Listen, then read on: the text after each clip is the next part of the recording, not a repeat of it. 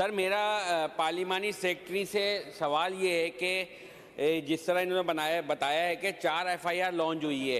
एक तो मैं इनसे पूछना चाहता हूं कि ख़ास तौर पे हमारे सूबे सिंध में और कराची में जो रेती और बजरी का जो तरीक़ेकार है, किसी को टेंडर देने का है कि भाई आप यहाँ से बजरी और रेती निकाल सकते हैं, उसका तरीक़ेकार क्या है? और जो जिसको भी वो देते हैं प्राइवेट को कि वहाँ से रेती बजरी निकालें, उससे सिंध गवर्नमेंट को क्या फ़ायदा होता है? और दूसरा मेरा ये 4 एफआईआर हैं, वो जिन लोगों पे है उन पे क्यों एफआईआर हुई? हमने तो ये देखा है कि बचपन से सुनते हुए आए कि लोग बजरी और रेती निकालते हुए। मल्टीपल सवाल आप कर देते हैं। तो सर ये इसी सवाल पे रिलेटेड है ना। तो बजरी रेती निकालते हुए आज लोग महलों में रह रहे हैं। तो कहने का मकसद ये इन चार लोगों सवाल ये सर, इन 4 लोगों ने कि उन माफियात से राब्ते में नहीं थे कि इनकी एफआईआर हो गई, या सिंध गवर्नमेंट से राब्ते में नहीं थे कि इनकी एफआईआर हो गई। ये कौन बदकिस्मत 4 लोग हैं सर? इसका जवाब मुझे थोड़ा सा दे दीजिएगा। जी पार्लिमानी सेक्रेटरी साहब।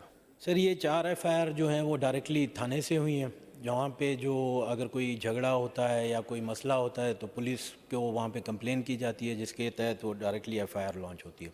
और जो 141 चालान है ये डिपार्टमेंट की तरफ से है, जहाँ पे डिपार्टमेंट को कंप्लेन आती है, डिपार्टमेंट वहाँ पे जाके कार्रवाई करता है और वो आगे चालान जमा कराता है। जी तशरीफ़ रखिए। जी दानियाल साहब। Thank you very much sir.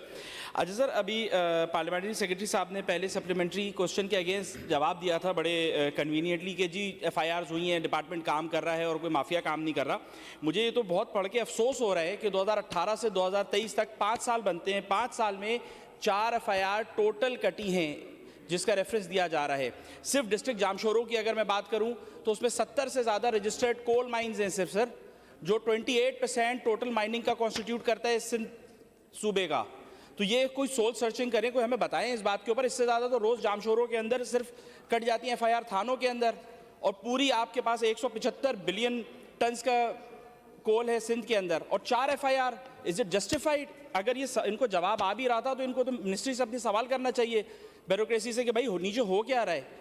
तो ये इसके ऊपर कोई मैकेनिज्म बनाने आगे आने वाले दिनों में मैं पूछना चाहूँगा आपका सवाल आ गया।